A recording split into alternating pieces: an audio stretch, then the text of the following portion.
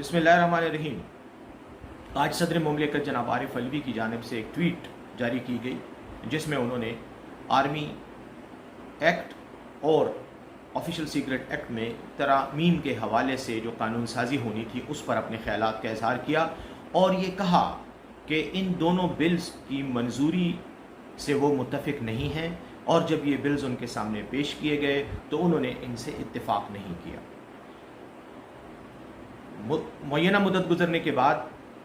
وہ بل کسی ایک خفیہ پروسیس کے ذریعے ان کو منظور کر دیا گیا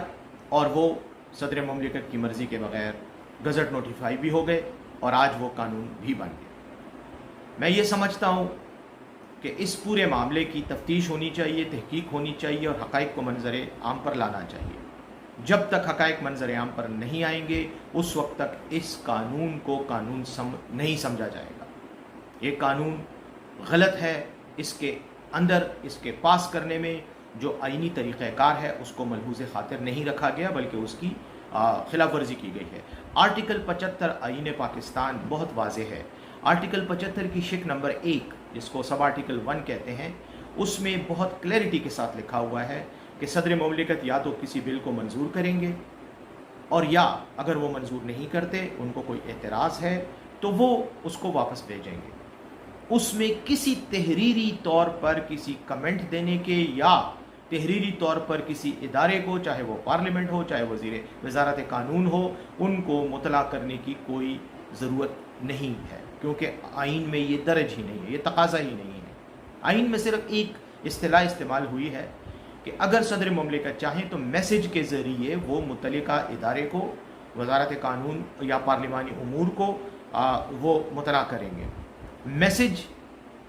میں یہ لازمی نہیں ہے کہ میسج کو تحریری شکل میں لکھ کر بھیجا جائے، میسج زبانی بھی ہو سکتا ہے۔ صدر مملکت اپنے سٹاف کو کہہ سکتے ہیں کہ میں اس بل پر دستخط نہیں کرتا، اس کو واپس بھیجا جائے۔ سٹاف پر لازمی ہے کہ وہ اس کو متعلقہ وزارت کی طرف اس کو بھیجیں اور کہہ دیں ان کو کہ صدر مملکت کی طرف سے یہ پیغام ہے کہ میں اس کو ایکسیپٹ نہیں کرتا۔ پھر کیا ہوگا؟ پھر وہی بل دوبارہ پارلیمنٹ کے سامنے پیش ہوگا اور پارلیمنٹ کے مشترکہ اجلاس میں وہ منظور کیا جائے گا، اور جب منظور ہوگا تو تب وہ صدر مملکت کے پاس واپس آئے گا۔ جب واپس آئے گا تو پھر آرٹیکل 75(2) یعنی اس کی شق 2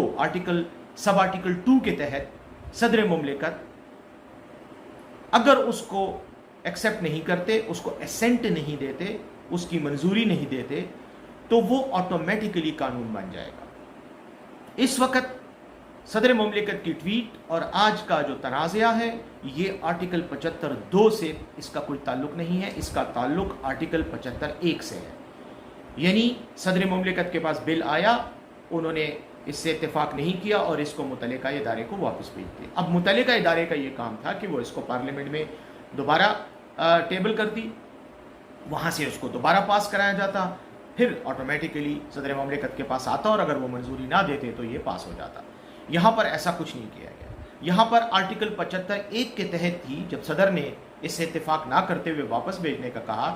تو صاحب لوگوں نے اپنی مرضی سے اس کو ایسنٹ دے سمجھ کر آج اس کا گزٹ نوٹیفیکیشن کر دیا۔ اب یہ ایک الگ بات ہے کہ آج ہی یہ گزٹ نوٹیفیکیشن کیوں ہونا تھا،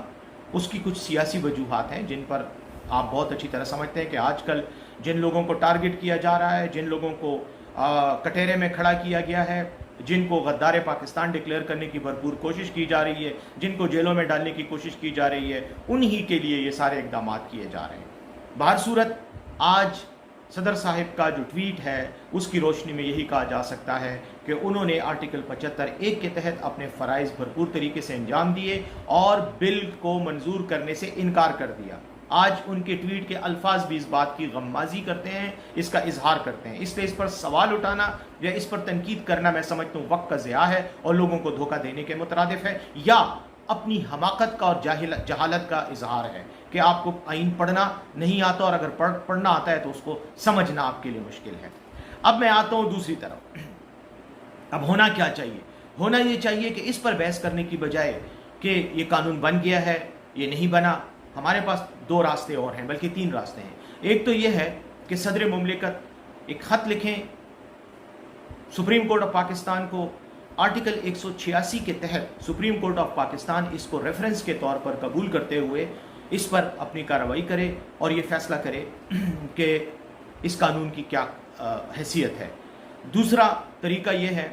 कि आर्टिकल 184 के तहत इसको पिटीशन के तौर पर एक अवामी पब्लिक इंटरेस्ट पिटीशन के तौर पर इसको सुप्रीम कोर्ट में इसको चैलेंज किया जाए। वो कोई भी शख्स कर सकता है, पाकिस्तान का शहरी हो, किसी सियासी पार्टी का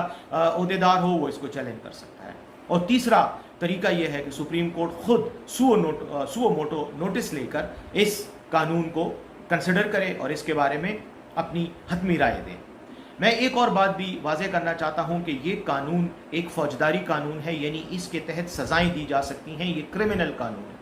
पूरी दुनिया की जूरिस्प्रूडेंस में, कानून के फ़लसफ़े में ये एक बुनियादी उसूल है कि क्रिमिनल लॉ का इतलाक़ माजी में नहीं हो सकता। यानी अगर कानून पहले है जिसमें कोई चीज़ जुर्म नहीं है, कोई हरकत जुर्म नहीं है, आज कानून बनता है तो आपको आज के कानून के तहत कल वाले फेल के तहत के इल्ज़ाम में ना आपको गिरफ्तार किया जा सकता है और ना आप पर मुकदमा कायम किया जा सकता है। 1923 का ऑफिशियल सीक्रेट एक्ट जिसके तहत साइफर का मुकदमा चलाया जाएगा